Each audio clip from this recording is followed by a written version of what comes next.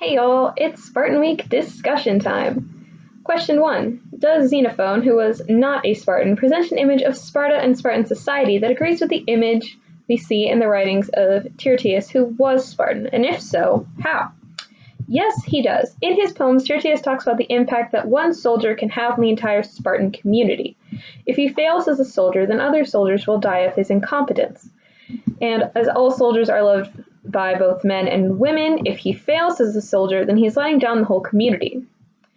All of these are reflected in Xenophon's Constitution, where he is ecstatic about the public education that breeds perfect soldiers and childbearers, and the power of the community created by the laws they had to follow.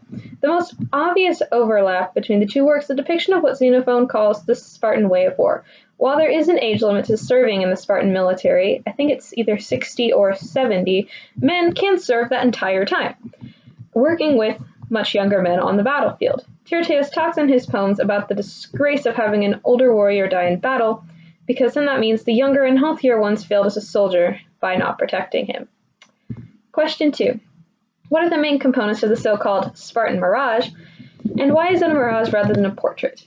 The main ideals from Sparta is that it was a utopia where all were equal and obeyed the laws without thought.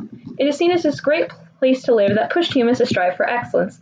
The reason that it is a mirage instead of a portrait is due to the militaristic focus of Sparta. Most of the written works we have in it come from outside the city. And these authors then, of course, wrote their own biases in. Like we saw with Xenophon, he's obviously biased in favor of Sparta as he lavished the city with praise in his constitution, while others like Aristotle thought of Sparta as a terrible place to live because due to the lack of men constantly being out fighting wars, he thought that the women, mostly being in charge kind of back there, gave them too much power and identity. We see Sparta through the eyes of what others think or want it to be, much like how a thirsty person might see a mirage of a lake in a desert.